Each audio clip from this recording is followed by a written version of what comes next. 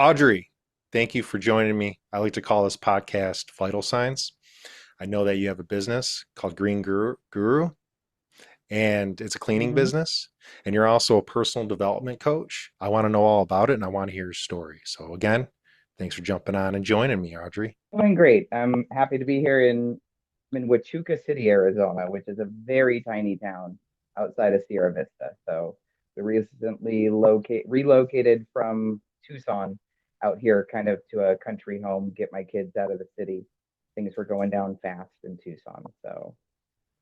But luckily my How so? business is still thriving out there. What's going down in Tucson? There's a big opiate problem. There's a big problem with public transportation. They converted it to being free during the pandemic. And so now there's just addicts on buses having psychotic episodes with stabbing and hatchets and all kinds of strange things happening. Oh, And wow. yeah, I've so a been, lot of violence.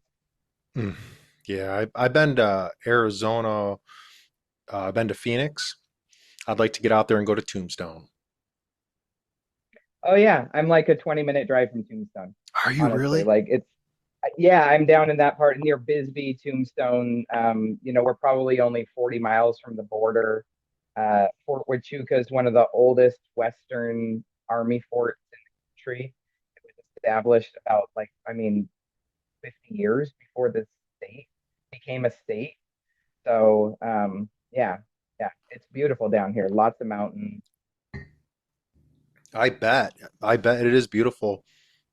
Tombstone, I like all that old Western, Doc Holliday, Wyatt Earp, that story. Yeah, And I know that town is still kind of intact, like old school looking. Is that true? yeah, they have like the Birdcage Theater and the OK Corral and like the sheriff's office. The All of those buildings were preserved historically, and they even have like dirt roads and the old wooden boardwalks. There's no like paved sidewalks, so you can go down there and check all of that out. It's Right beautiful too. on. I'm gonna check it out Yeah, sometime. Let's hear your yeah. story. You're in Arizona. You're out there. You're cleaning. You have a cleaning business, personal coach. Like I like all that, and that's something I'm in line with. I mean, I got to keep my place clean. I know your team can't come over here, Yeah, but you know, um, yeah. Kind of feels like two opposite ends of the spectrum, right? Like you have this mhm. high end opportunity to do coaching and stuff like that, and then at the same time, I may be mopping or scrubbing toilets any given day. But really, I landed here. It's just to give the quick, like, Cliff's Notes version. I actually worked in bookkeeping and accounting up until the recession of '08. I'm in my mid 40s. So I was 25, no college degree, making 70 or $80,000 a year. And when the financial company started doing layoffs, then of course I got laid off. Went through some turbulent times. Luckily, had just finally conquered my alcohol addiction that year, but didn't give up cannabis. Like I held on to that one, but was able to make better choices and better decisions, and at least stay out of jail for the time being with that. And so when I lost my accounting job, I went into fast food again. I mean, I ended up at a Starbucks. I worked at Starbucks for a long, long time, and I was a closer there. So I would close the restaurant down, and I just loved everything being neat and put away and finished, not chaos. So with that, continuing using cannabis and stuff, I did end up sort of supplementing my income by choosing to make it available to people in a not legal manner, eventually growing that side hustle up Mhm. to, 5 figures monthly, making trips to and from Santa Cruz, California to transport product. And eventually in 2014, got raided. Um, I had already met my children's father at that point in time. So I was a stepmom then, and I got raided, got arrested, lost close to 6 figures in product and inventory, went to jail overnight. They let me out at 3:30 in the morning and I walked home. And for almost 2 years after that, I didn't know where I stood. That's kind of when I got into the housekeeping because I didn't have anything on my record yet. I was still And passing background check. how old were you again at this time? I was, let's see, I would have been about 32. Yeah. So it's like Okay. 12 years ago. Yeah. Got it. Yeah. And so I had those stepkids, and so that first summer I got rated in the fall of 14, and then the following summer of 15, we were going to have the kids 1 week on and 1 week off. So that's how I found, serving people on a biweekly basis as a house cleaner really worked for our family because I could stack up a bunch of work the week that the kids weren't there, and then take the entire next week off and play ball to them, Hmm. you know. Eventually, that raid did catch up with me. I got indicted in May of 2016. Kind of tried to fight the charges, struggled with a lot of pride back then. No one really ends up in that situation without having some pride to deal with. And then we had already put the deposit on our wedding venue. We'd already bought a dress. We'd already bought a ring. My kid's father and I were looking to seal the deal. And lo and behold, I found out I was pregnant with my oldest child about 6 weeks before the wedding. And so I begged for a plea bargain and I took one for a year in prison. We had the wedding in November and got sent away in January, right at the end of my first term. So spent the majority of that pregnancy behind bars. Wow. So you got married and then they put you in prison Yes, sir. and you were Yeah. pregnant. And I was pregnant, and apparently it's a common thing because I did end up on like a medical yard with other pregnant girls. This being my first baby, I didn't really know what to expect. I was a little bit older than most women when they have their first child. I and and being locked up, they in Arizona they require for you to pass an eighth grade reading and math assessment before you can do any work on the yard. So I passed mine. That was easy for me. I mean, I grew up in a middle class family, but I was being exposed to people from socioeconomic classes I didn't even really know existed. So I got a job for 25 cents an hour as a tutor, and I was helping these women learn to read and write. I mean, these women, some of them were 40 years old and had three grandkids already, but they couldn't read in eighth grade level. They couldn't do, 7 plus 19 in their head without writing it down, counting on fingers, that kind of thing. So it was extraordinarily humbling. God knew exactly what I needed to make my life better. And so, that's the other thing. The only recreational opportunities I had while inside was to go to church service. So I started attending every prison ministry that came through the yard. We would go like 4 or 5 days a week, twice on Sundays.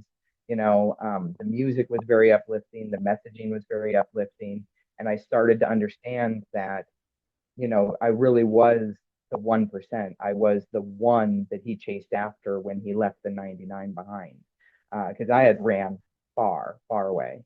Um, Hmm. so so that's when I started to pray and get into my Bible. And by the grace of God, even though I was sentenced to 12 months, I got out after just under 6 months Okay. because Arizona had some. Yeah, so you have to do 2/3 of your sentence and then you're eligible for parole. But as a first time offender with a non-violent felony, I was afforded basically like a 50% concession. So I got released to community supervision, which is what they call parole here. Did you have your child outside of jail then, correct? Yes, yeah. Luckily, I Luckily. was released Yeah. on the 5th of, yeah, yeah, by Yeah. the grace of God. I was released on the 5th of June and she came 20 days later. So, and I still struggled to build a relationship with Jesus because even though I did get released early, and my prayers were answered. I said, God, because I saw other women on the yard, they would go into labor. They'd be taken in shackles to the hospital. A female corrections officer would sit with them through delivering the baby. They couldn't be unattended at any point in Hmm. time. And so they'd deliver the baby with a corrections officer present, and then they'd come back to the yard empty handed, which was, I Mhm. mean, just a heartbreaking thing. Some of them Mhm. knew their babies were going to foster, some of them knew their babies were going to family. And some of them were just so emotionally distraught they couldn't keep track of anything really.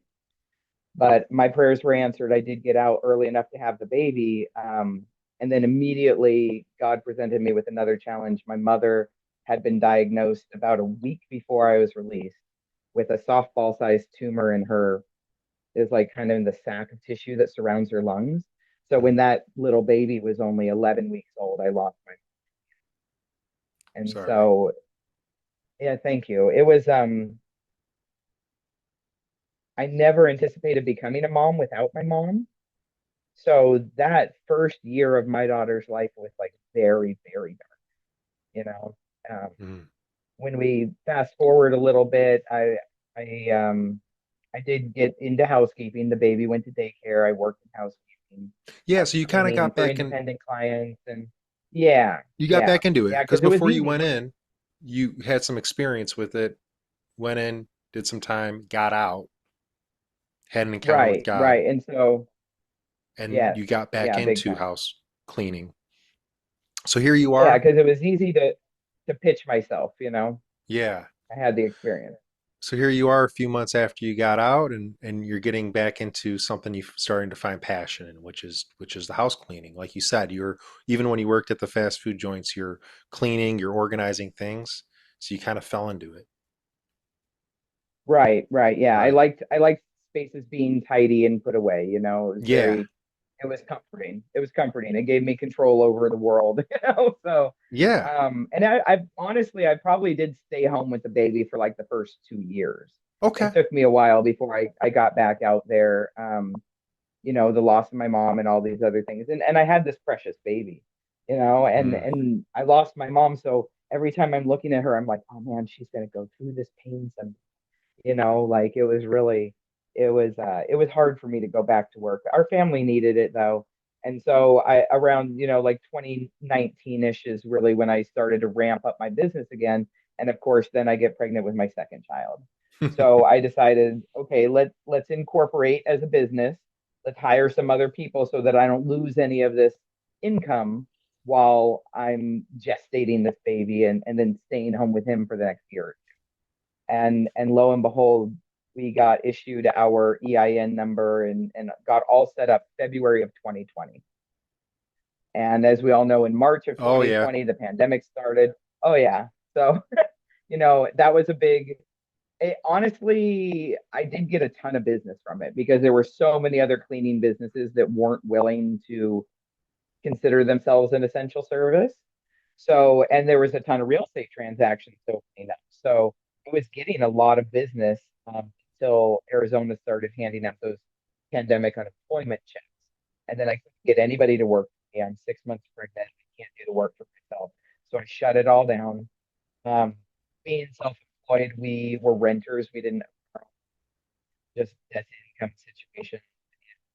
So we lost the house we were living in, got sold out from underneath us. That's how we moved from Phoenix down to Tucson around 2021. I immediately got pregnant with another baby, and I had my third, the littlest, who she'll be 4 in a couple of weeks. So I didn't relaunch Green Guru until January of 2024. And so in all that downtime between, summer of 2020 when I had to shut it down and 2024 when I relaunched it, all I did was just absorb information. I read all the marketing books, I read all the operations books, I listened to every podcast, went old school back into like Dan Kennedy type of stuff, uh, and just really educated myself on how I could make a business that was sustainable, low overhead, and really spoke to a market.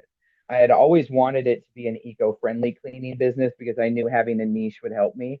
But all of that study over those 4 years helped me clearly define who cares, who cares about that. You know what I mean? Who cares about consistency when it comes to who's entering your home on a weekly basis or bi-weekly basis and Hmm. stuff. So that's the angle I took when I was building the team.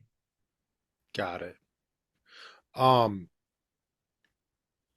that's so you did a lot of prepping and studying for those years, and that really seemed to help with getting established with where you are now, though, too. So it seems like a lot of that Yeah, came from the education and knowledge and the mindset instead of just starting a business running with it. Like you prepared and kind of like the renewing of the mind as you went in to run this business. yeah, absolutely. That's I actually sought out that personal development certificate for my own benefit. I knew that someday it would have a benefit to others. I just knew that God hadn't revealed to me yet how I could help others as a personal development coach. But being able to, you know, especially when we're in stressful situations, and I'm not here to make a statement on gender, but myself as a woman, we get real wrapped up in the feelings of things. I wanted to be Mm. successful. I wanted to be able to separate how I felt about my business or my goals from what I needed to do strategically. So Got it. that coaching certificate actually comes from Valerie Burton's CAP Institute, and they follow a lot of positive psychology. Yeah, but it's about recognizing the strengths and drawing on them instead of always focusing on what's not working when it comes to your mindset, your psychology, your framework. Okay. Very cool. I think I'm very big into like personal development, self-improvement. I think reading the books and audios and listening to those things. So you're able to apply that to your business and now help people as well with their journey and what they're working on. Yeah, And absolutely. Yeah. they can apply it to all different areas of business. It doesn't have to be like a cleaning business. Like you can apply these strategies and techniques to anything someone's working on.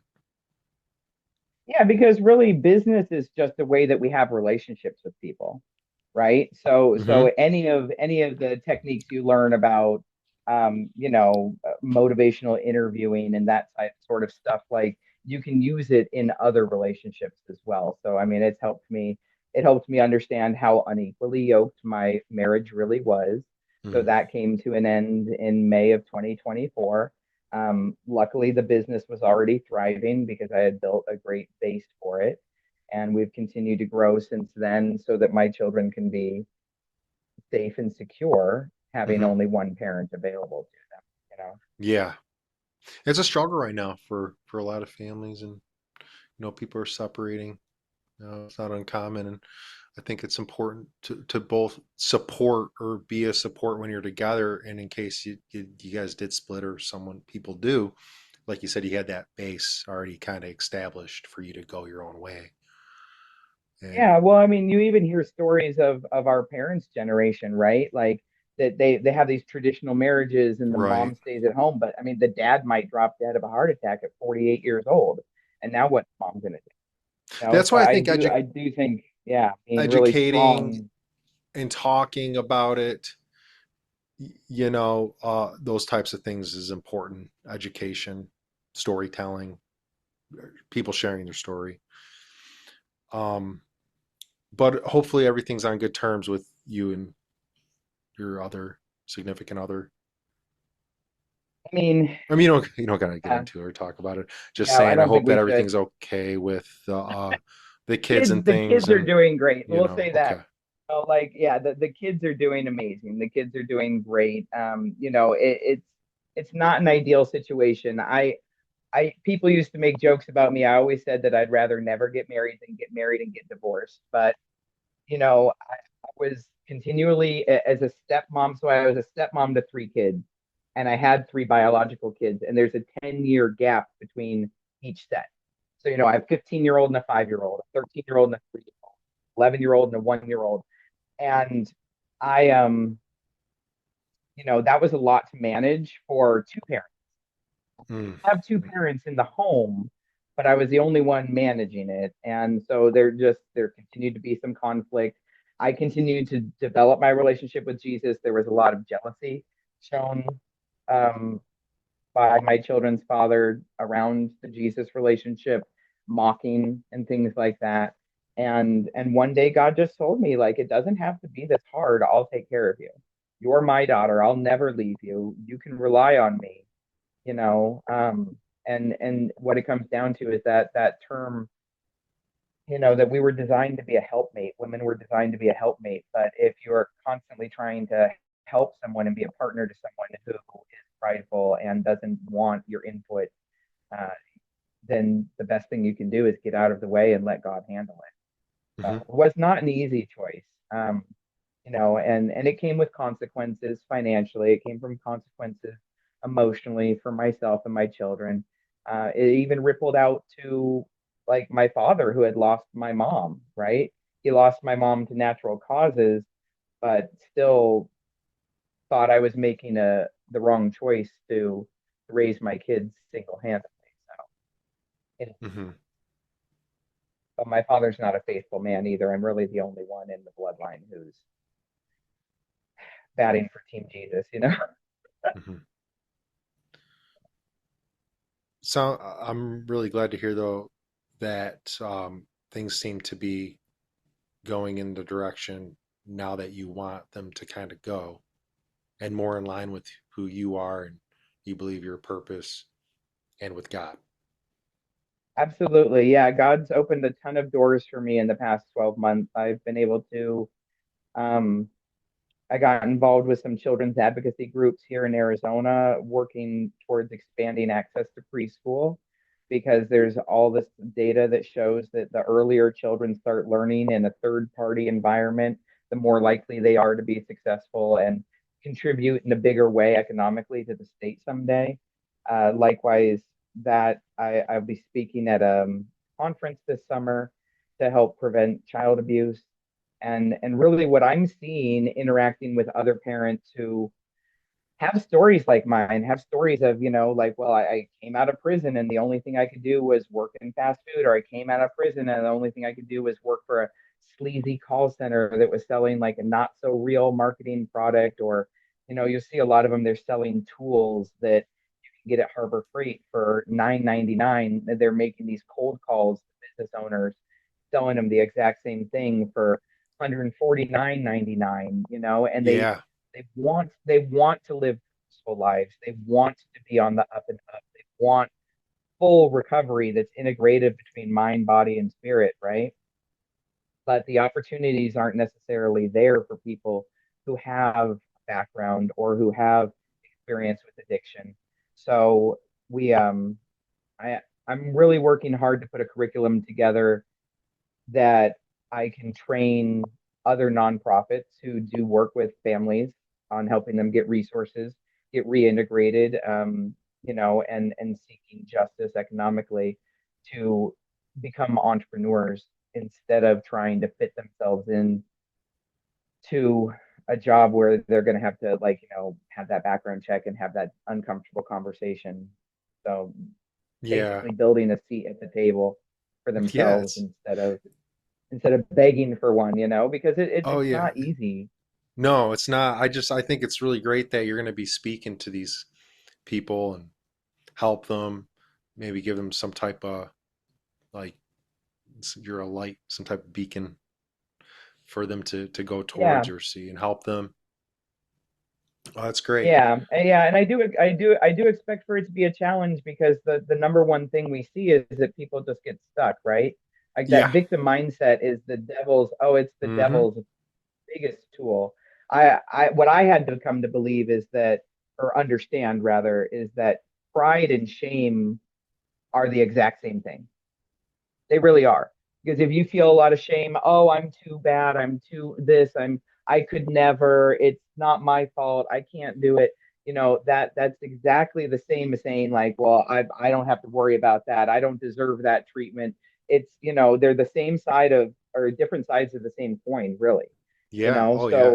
So it getting past to that and having people really take hold of their, accountability for their own lives, and sometimes that's all you need is someone to hold your hand.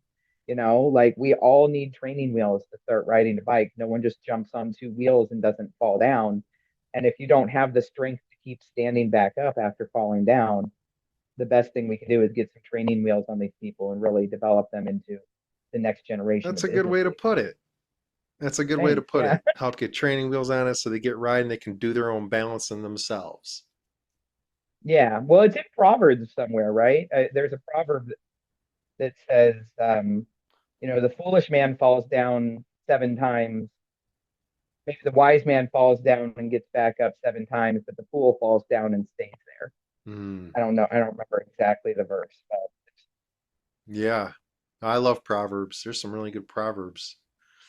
I gotta go back no, through and and read some God's of so them. smart. He made 31 of them. So there's literally one for every day of the month. Like, I mean, that's how you Hmm. know he really cared about us having, even if you can't sit down and read a whole chapter, or like Isaiah just feels too big at this time. And you can Yeah. go to those little proverbs, and there's exactly what you need in them. Oh, yeah. So how's the cleaning business going? I want to hear more, a little bit more about that. Sure. So we've done really well. I From 2024 to 2025, I was able to have about a 2.5x. So I scaled up. That first year was rough. It was just me out there. But I did use some credit and put some money aside to go to the home show. We have a local, Southern Arizona home show. It's in 100,000 square foot convention center. And so I got a booth there. I shook a lot of hands, kissed a lot of babies, made great jokes with these fabulous retirees. Arizona is really big for its snowbird population, Oh, you yeah. know. Yeah, and that's we've always offered a discount standard for foster families because it's something I believe in very strongly. And we also offer a discount for retirees on recurring service, not on one-time service. But so they always pay less because I want to honor those two segments of the population. So that home show is amazing. And So you then, made some I've good, brought people in. yeah, you Yeah. made some good connections at the home show. Oh yeah, it's just a frenzy, like a whole lead bonanza. I couldn't Lots of recommend it more. referrals. Yeah, we've gotten some referrals, but it's mostly leads I generate by interacting with the public at the show. And Okay. So you actually, do you get a lot yeah, of your business by interacting in person? You go out and meet people like at these shows and stuff because you have to network in your area because you're going to be there uh, cleaning. You yeah, and know. I have done that. We've done some door-to-door flyering that has turned into some referrals. But where my business really excels is its like tech stack. Believe it or not. And I don't know and that's my logo back there. I think it looks so weird with like it's supposed to be I don't know, sticking out of my head. But anyways, um, That's cool. so thanks. Yeah. What So, is what so is the that first person doing? year, she's actually holding the feather duster. That's the green guru, you know, The she's getting green a, she's getting guru a, holding a yeah, feather yeah, she's getting, duster. yeah, she's getting a facelift pretty soon. I've got a friend in Tucson who's a wonderful graphic artist, and since we're be applying for trademarks soon, I can't use something that I kind of clip arted myself together. So I yeah, dig the logo. me too. She just has to hand draw it, digitally draw it so that it is a unique and it's not. I mean, that really is like two pieces of Canva clip art that I just layered on top of one. Hey, whatever But gets it the gets the job done, publicity whatever you it does, like, don't worry about it. Yeah. Slim simplicity So is key. yeah, it makes sense, Um, I mean, yeah. No, I love it. I'm I'm I'm working on some cool different logos too right now. And so you're expanding. You how many you got a team you built. It's not just you that's yeah, doing the I've got cleaning. You got some people working with you. I do. I have right now. I only have two gals doing the cleaning, but we are getting funded for scaling Yeah. this Not upcoming only month. two, I'm you sure got this will two. be That's released in cool. July, right? Yeah, Yeah. yeah, they stay busy, you know what I mean? And it did, so hiring was a big challenge for me. I learned I kind of had to negotiate, right? So cleaning can be really busy one week. One week you might do 12 or 13 houses, but the next week you might only do three. And that instability in income for the cleaners who was working for me, it really posed some challenges. So looking at the fact that I want to build up a better, class of citizens, help bring people out of the dark when it comes to economic prosperity. I do offer some performance-based bonuses. I offer them a sales commission if they flyer any neighborhoods and get a referral from it. And I offer them a minimum number of hours per week, whether they work 3 hours or 25, they get paid for 25 hours a week every single Wow. time. So, yeah, so in the slow season, it can drop down to like 12 or 16 hours a week. That's this summer. Next summer, I anticipate being much bigger and busier. But in the winter, you might be working like 40, 45, and it's a physical job. It's really a physical job. So Oh I yeah. try to keep everybody steady at 30 because it's just you don't want to wear your body out, and I don't want to lose anybody to physical exhaustion or get an injury, repetitive motion injuries and stuff like that. You got to be really careful of in the home Yeah, services. take it easy and take care of yourself so you can take care of others with the cleaning. Like you have Exactly. them come Yeah. first, stay Yeah. hydrated, eat good, have some good Yeah. energy, and then go out Yeah. there and play it safe with the cleaning and do a good job. Exactly. Well, and sometimes they'll say, "Okay, well, I'm done at the first job, but the next one doesn't start for an hour and 45 minutes." And I'm like, "Please rest. Like just Hmm. rest. Go have a meal, eat some lunch, Have a little cup of like coffee. yeah, do something, yeah, make sure you're hydrating and you're getting your caffeine up and then go tackle the next one. If you want to show up 30 minutes early, there's a button on the app to send. So, but that's what I was saying about the tech stack was that I did use a very well-known nationwide software for year two of the business, but now we're in year three, and I took everything I learned about what that software offered, did a couple of demo calls with other softwares to get some of their features, and then I vibe coded a complete replacement. It doesn't paywall anything, comes with a front end website. The majority of the business leads we get come from my front end website because it is readable by AI. It shows up great. There's blog posts that feed into it to keep the SEO fresh. And we also chose a very marketable address for like the virtual business address. Like you can get a PO box anywhere, but I chose one that's in like a very high end neighborhood. So when Oh, those that's folks smart. with the big, yeah, That's a smart. why wouldn't you That's some good go advice. where the fish are? Yeah. Exactly. So Exactly. Another thing I like with what you're doing with your business, Green Guru, and your team you're building, the people that you're working with and your employees with your knowledge and the things you've been studying in personal development, now you can help them with your team and have them use that tools, you know? So you're helping your team or your employees with what you've been taught in a way. So you're kind of coaching them yeah, along. It's not just like, oh, you got some employees, you probably genuinely and sincerely care about them and you want to give them the proper tools. And them doing that is not going to make them maybe feel better, but then do a better job, you know?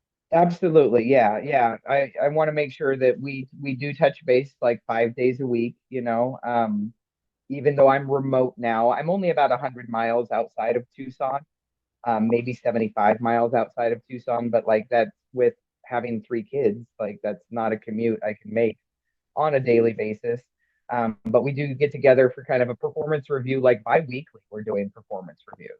It's Yeah. not like quarterly or monthly, like every other week we have a meeting. I buy the girls lunch. We go over what went well and what could have been easier.